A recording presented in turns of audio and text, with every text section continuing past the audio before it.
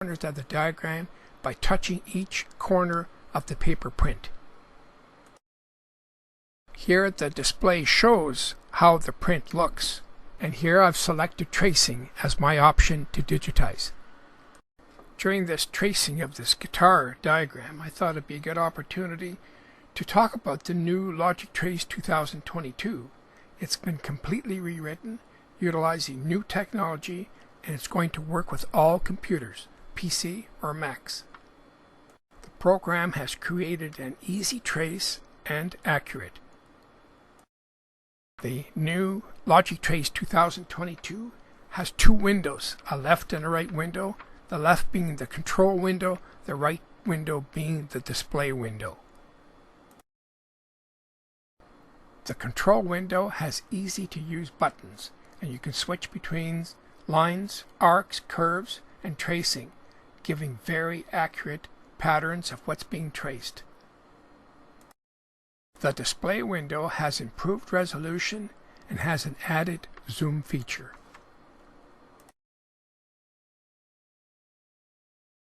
Bit of a change here. I've selected the circle command to do the top of the guitar near the head. Once I select that command, I can do all 6 circles, and I can also control the diameter of each circle.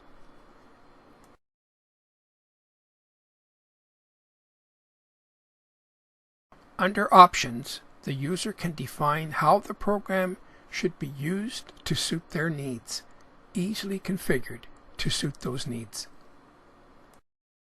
Under the Setup option, there's no tablet driver required, like with the old program.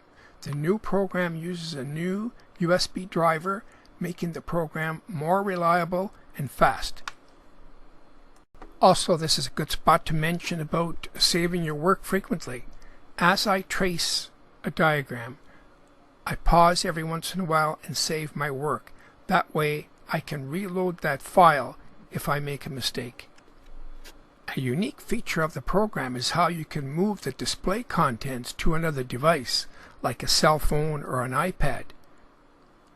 In other words, you could move the control items to a cell phone and put that beside you as you trace. Then you can make your selections right there. Would really speed up the tracing process. Getting close now to finishing up my tracing.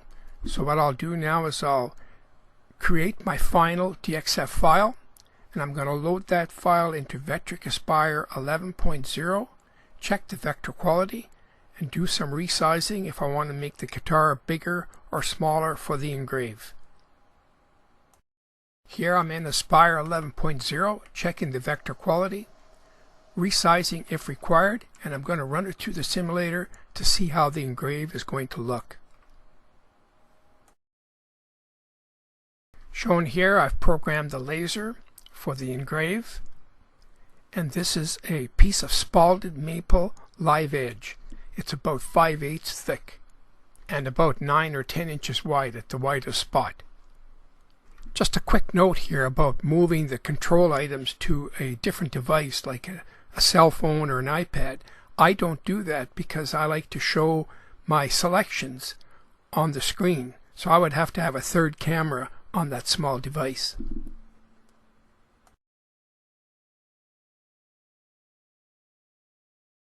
Here I've switched from engraving to a low power cut, very low power. I want that cut just to outline where I've engraved. It makes it really stand out. You can really see that bird's eye maple, that spalded maple in the background. This could end up making a really large charcuterie board for serving.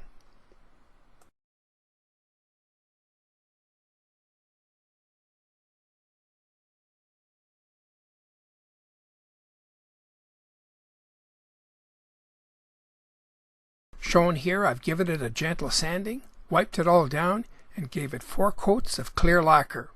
Looks good.